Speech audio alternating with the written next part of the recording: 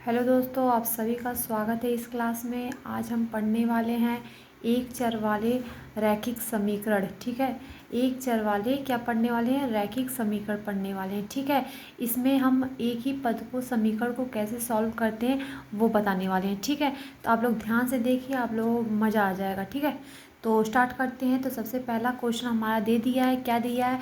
x-2 = 7। क्या दिया है? x-2 बराबर कितना दे दिया? 7 दे दिया। ठीक है, अब इसको हम कैसे सॉल्व करेंगे? हमें ज्ञात क्या करना है? इस समीकरण को क्या करना है? सॉल्व करना है। तो हमें ज्ञात क्या करना है? ये x का क्या करना है?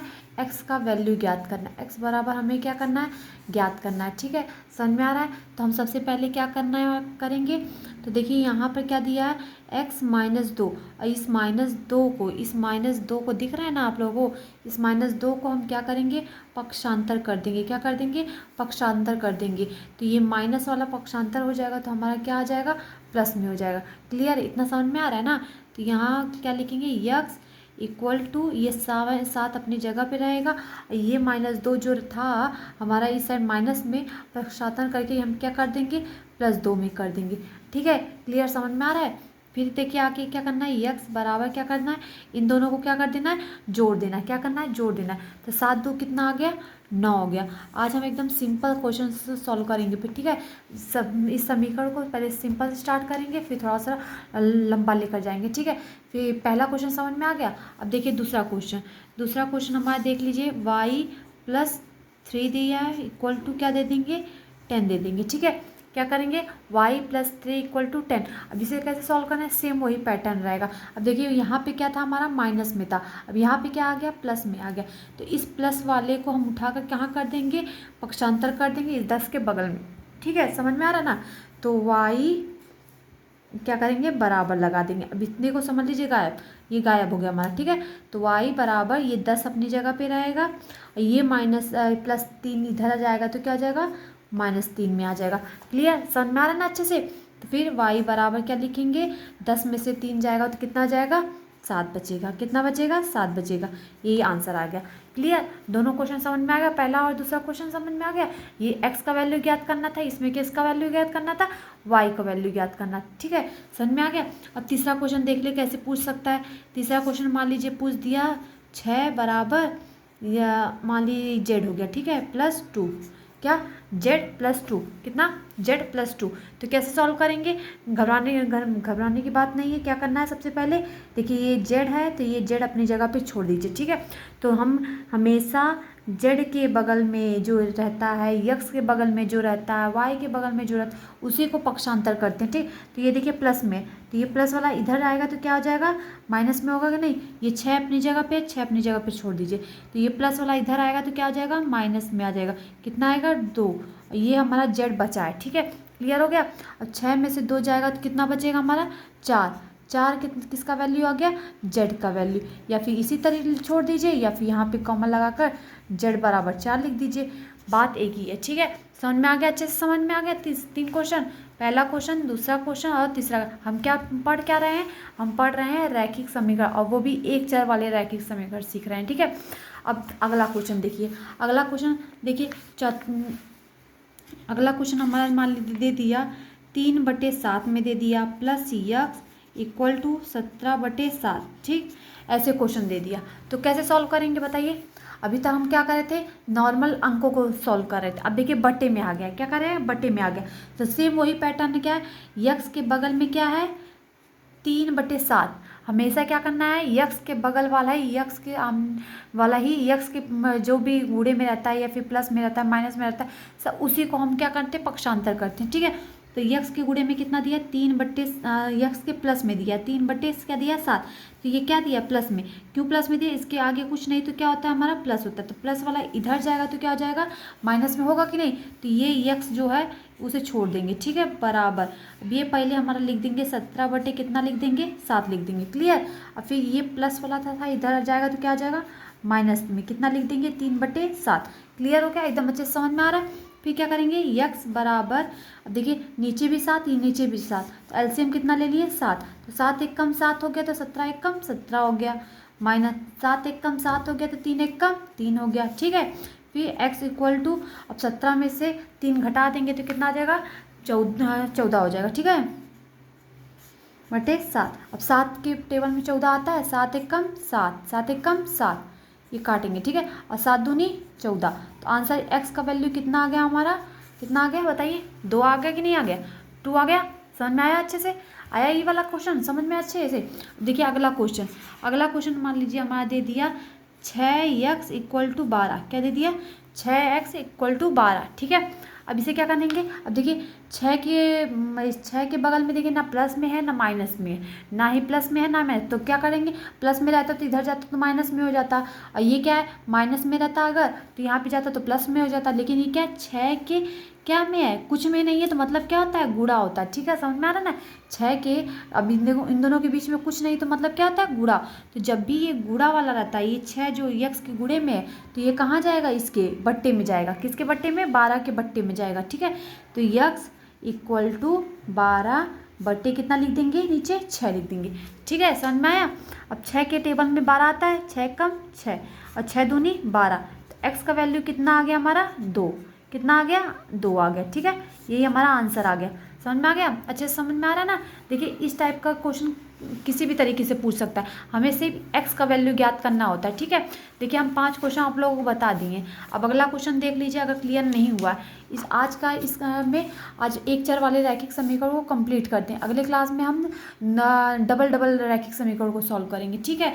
तो देखिए अगला क्वेश्चन मान लीजिए हमारा क्या आ गया, मान लीजिए t बट्टे कुछ भी दे सकता है, ठीक है, बराबर कितना दे दिया, 10 दे दिया। हर तरीके का हम आपको बता रहे हैं, ठीक है, हर तरीके से कैसे क्वेश्चन पूछता है, ठीक है। तो मान लो ये देखिए t बट्टे 5 दे दिया, बराबर कितना दे दिया, 10 दे दिया, कितना दे दिया, 10 दे दिया। तो क्या करेंगे सबसे पहले, अब देखिए अभी तक हम क्या कर रहे थे, अभी तक हम देखिए 6x इक्वल टू 12 था, यही था ना। तो क्या कर रहे थे, इसके गुणे वाले को क्या करते, इसके बट्टे में कर देते। अब ये तो खुद में बट्टे में है, मतलब t के बट्टे में है, तो t कि जब बट्टे में रहता है तो बट्टे वाला कहाँ जाता है, ऊपर चला जाता है, गुणे में जाता है, समझ में आ रहा है। तो ये हो जाएगा 10 गुणे क्या हो जाएगा 5, ठीक। तो t बराबर कितना, 10 × 5 = 50 आंसर।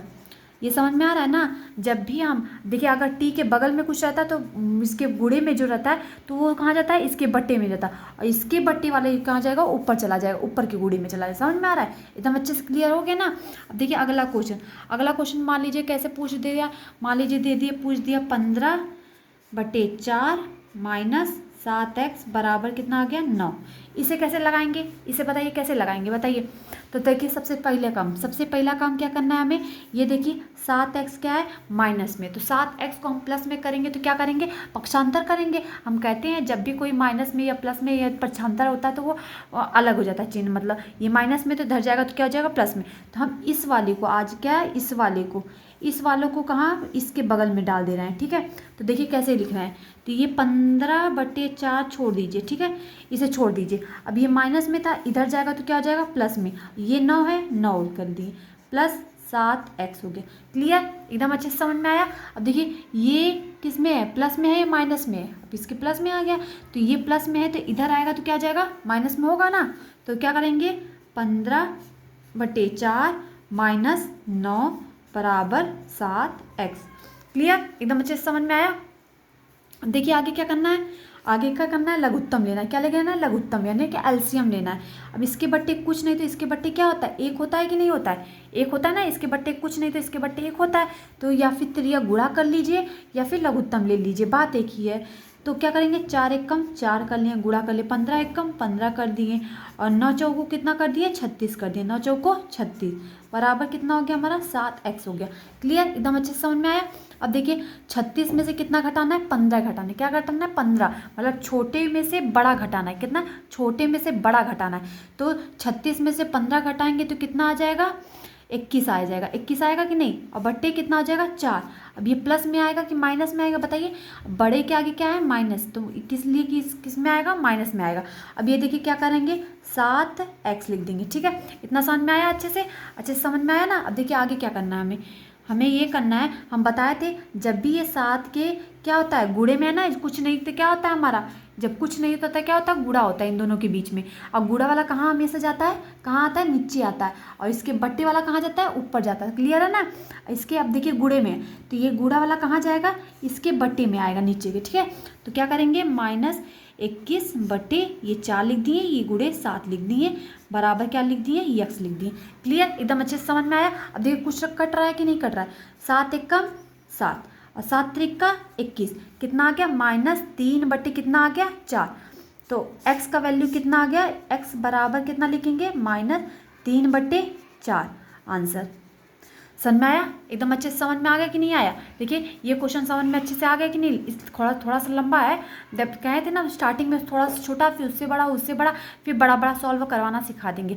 लेकिन ये क्या है, एक ही रैखिक समीकरण है, मतलब ये समीकरण जो है एक ही और समीकरण रैखिक समीकरण है। ठीक है, अब अगले क्लास में हम डबल रैखिक समीकरण को सॉल्व करवा देंगे। ठीक है, इसमें सिर्फ एक नॉर्मल समीकरण कैसे सॉल्व करते हैं, एक्स का वैल्यू कैसे निकालते हैं, वो हम आपको बता रहे हैं। ठीक है, अगले वाले में कन्फ्यूजन बिल्कुल नहीं रहेगा। ठीक है, तो समझ में आ गया ये वाला क्वेश्चन। अगर आ गया है तो अगला क्वेश्चन फिर से हम सॉल्व करते हैं। ठीक है, हम जितना क्वेश्चन अधिक सॉल्व करेंगे उतना ही आप लोगों को क्लियर होगा। ठीक है, अब देखिए अगला क्वेश्चन मान लीजिए कैसे आ गया। मान लीजिए देख लीजिए यहाँ पर दिया है, देखिए कितना, मान लीजिए यहाँ पे दिया है 2x इक्वल बटे 3 बराबर कितना दे दिया, 18। कितना दे दिया, 18। 2x बटे 3 बराबर कितना दे दिया, 18। हम बुक से ही पढ़ा रहे हैं। ठीक है, क्लास 8 के बुक से पढ़ा रहे हैं। ठीक है, आप लोग ऐसे क्वेश्चन को किसी से भी आप सॉल्व कर सकते हैं, नहीं कैसा भी क्वेश्चन रहेगा आप सॉल्व कर सकते हैं। ठीक है, एक बार सीख लीजिए पहले। ठीक है, तो सबसे पहले क्या करना है हमें, हम कहे थे 2x बटे 3। अब देखिए इसमें कवर हो जाएगा पूरे अच्छे से। देखिए इसके बट्टे में ना, तो बट्टे वाला कहाँ जाता है, इसके ऊपर के गुणे में जाता है। इतना क्लियर हो गया। तो पहले लिख दीजिए, पहले 2x है तो 2x लिख दीजिए बराबर, नीचे वाला कहाँ जाएगा, ऊपर के गुणे में चला जाएगा, ऊपर के गुणे में भेज दिया। ठीक है, अब देखिए इन दोनों के बीच में कुछ नहीं, तो इन दोनों के बीच में क्या होता है, गुणा होता है कि नहीं। तो 2x, अब क्या कहते हैं, जब गुणा रहता है तो ये वाला जो 2 रहता है तो कहाँ जाता है, इसके बट्टे में चला जाता है। ठीक है, समझ में आ रहा है ना। तो क्या लिखेंगे, x इक्वल टू 18 गुणे 3 बटे कितना लिख देंगे, 2। क्लियर, एकदम अच्छे से समझ में आया ना। देखिए ये देखिए नीचे था तो कहाँ भेज दिया हम, इसके गुणे में, ऊपर के गुणे में भेज दिए। और इसके गुणे में था ये वाला, तो ये कहाँ भेज दिए, इसके नीचे में भेज दिए। नीचे आ गया। अब क्या करेंगे, काट देंगे। देखिए 2 एकम 2, ये कटेगा 2 9 18। तो x बराबर कितना आ गया, 9 गुणे कितना हो गया, 3 बराबर 9 त्रिका कितना होता है, 27। तो x का वैल्यू कितना आ गया हमारा, 27। कितना आ गया, 27। x का वैल्यू कितना आ गया हमारा, 27 आ गया। क्लियर हो गया, क्लियर हो गया। तो अगला क्वेश्चन लगा लीजिए। देखिए तो दे दिया 1.6 बराबर y बटे 1.5। अब इसे कैसे लगाएंगे बताइए। सेम वही पैटर्न, देखिए y के बट्टे में नीचे है तो ऊपर चला जाएगा, सेम ही नहीं, y बराबर कितना हो गया, 1.6 और गुणे 1 दशमलव कितना हो जाएगा, 5। क्लियर हुआ, समझ में आ रहा है ना। देखिए ये तो उतना ही था और नीचे वाला कहाँ चला गया, ऊपर गुणे में हो गया। इतना क्लियर हो गया। बस अब गुणा कर दीजिए। गुणा करने आता है कि नहीं दशमलव का, तो 1.6 1.5 ऐसे करके लिख के गुणा कर दीजिए। तो 6 पचे कितना होता है, 30। जीरो हासिल लगा कितने का, 3। 5 एक कम 5 3 कितना हो गया, 8 हो गया। अब ये क्रॉस हो गया तो ये वाला कटकुट कर देते हैं। 6 एक कम कितना हो गया, 6 और 1 में 1 को गुणा करेंगे तो 1 ही आएगा। और ये हो गया 0। 8 6 कितना हो गया, 14। 1 1 कितना हो गया, 2। अब कितने अंक पे दशमलव लगाना है, 1 और 2। 2 अंक पे दशमलव, 1 2। 2 अंक पे दशमलव लगाना, यानी कि आंसर 2.4 और 0 आ गया y का वैल्यू। क्लियर, समझ में आ गया अच्छे से। देखिए एकदम अच्छे से समझ में आ गया कि नहीं आ गया। ये साइड रूल है इसका, ठीक है, इसका मत ऐड कीजिएगा। ये देखिए लाइंस लगा रहे हैं, ठीक है। यहाँ पे क्वेश्चन समझ में आ गया, एकदम अच्छे से समझ में आया ना। तो अगला क्वेश्चन देखिए लगा दीजिए। इतनी बार लगा लेंगे कि हम लोग कन्फ्यूज नहीं रहे, ठीक है। इसी क्लास में आप लोगों को पूरी तरीके से ये मैं एक चर वाले रैखिक समीकरण को आप लोगों को अच्छे से आ जाएगा, ठीक है। अगला क्वेश्चन देख लीजिए। जैसे कि अगला क्वेश्चन मान लीजिए दे दिया 14y - 8 इक्वल टू कितना दे दिया, 13, ठीक है। अब ऐसे क्वेश्चन आ जाएगा तो क्या करेंगे, सबसे पहले हमें करना है ना, अब तो आप लोगों को समझ में आ ही गया होगा। हमें क्या करते हैं, इसके बगल में क्या है, माइनस में 8 है, तो ये -8 कहाँ चला जाएगा, इस 13 के बगल में माइनस है तो इधर जाएगा तो क्या हो जाएगा, प्लस में हो जाएगा। तो क्या करेंगे, ये हो गया हमारा 14y बराबर 13 प्लस कितना हो जाएगा, 8, ठीक। तो ये 14y बराबर 13 में 8 जोड़ देंगे तो कितना आ जाएगा, 21 हो जाएगा, ठीक है। 21 हो जाएगा। और ये देखिए इसके गुणे में है ना, y के गुणे में है, तो y के गुणा वाला कहाँ जाता है, इसके बटे में जाता है। तो y बराबर कितना हो जाएगा, 21 बटे कितना हो जाएगा, 14 हो जाएगा। ठीक है, तो ये किससे कटेगा, 3 से कटेगा, 3 सत्ते 21, 3 चौको में नहीं कटेगा, तो छोड़ दीजिए, आंसर लगा दीजिए। ठीक है, कर सकता है। देखिए 7 7 त्रिक 21, 7 दूनी 14, 7 त्रिक का 21 आ गया कि नहीं, देखिए कट भी गया। y बराबर कितना आ गया, 3 बटे कितना हो गया, 2। y का वैल्यू कितना आ गया, 3 बटे 2। नहीं कटेगा तो छोड़ दीजिए, नहीं काटने आ रहा तब पर भी छोड़ दीजिए, आंसर सही रहेगा। ठीक है, क्लियर हो गया। अब देखिए अगला क्वेश्चन मान लीजिए दे दिए क्या, मान लीजिए दे दिया x बटे 3 प्लस 1, ठीक, बराबर 7 बटे कितना दे दिया, 15। ठीक है, अब ऐसे क्वेश्चन को कैसे सॉल्व करेंगे, सेम वही पैटर्न। देखिए ये प्लस में है तो सबसे पहले क्या करेंगे, इसको माइनस में भी इधर 75 कर देंगे, तो ये x बटे 3 हो जाएगा, बराबर ये हो गया 7 बटे कितना हो गया, 15 हो गया। ये प्लस में था तो इधर आ गया क्या हो गया, माइनस में हो गया। इतना क्लियर हो गया, समझ में आ रहा है ना अच्छे से। और ये हो गया x बटे 3 बराबर, अब इसके बट्टे में कुछ नहीं तो इसके बट्टे में 1 होता है, तो यह गुणा कर दीजिए। 7 एक कम कितना हो गया, 7, 15 एक कम कितना हो गया, 15, अब 15 एक कम इस नीचे से नीचे गुणा करेंगे तो कितना आएगा, 15 हो जाएगा। ठीक, अब क्या करेंगे, अब करने वाले हैं क्या, ये x बटे 3 हो गया बराबर, अब 15 में से 7 घटा देंगे तो कितना आ जाएगा, 7 3 5 3 8, कितना आ जाएगा, 8। अब ये प्लस में आएगा कि माइनस में, क्योंकि बड़ा है, बड़ा के आगे क्या है, माइनस, तो किस में लगेगा, माइनस में आएगा। ये 15 हो गया, समझ में आ रहा है। अब देखिए हम कहे थे जब नीचे वाला x के नीचे में रहता है तो ये कहाँ जाता है, ऊपर चला जाता है, ऊपर जाता है कि नहीं, ऊपर जाता है, हाँ समझ में आ रहा है ना, ऊपर जाता है ना। तो क्या करेंगे, ये हो जाएगा हमारा क्या, x बराबर -8 बटे 15, ये 3 कहाँ जाएगा, इसके ऊपर के गुणे में चला जाएगा। ठीक है, 3 चला गया, 3 एक कम 3, 3 पचे 15। आज की क्लास यहीं पर एंड करते हैं।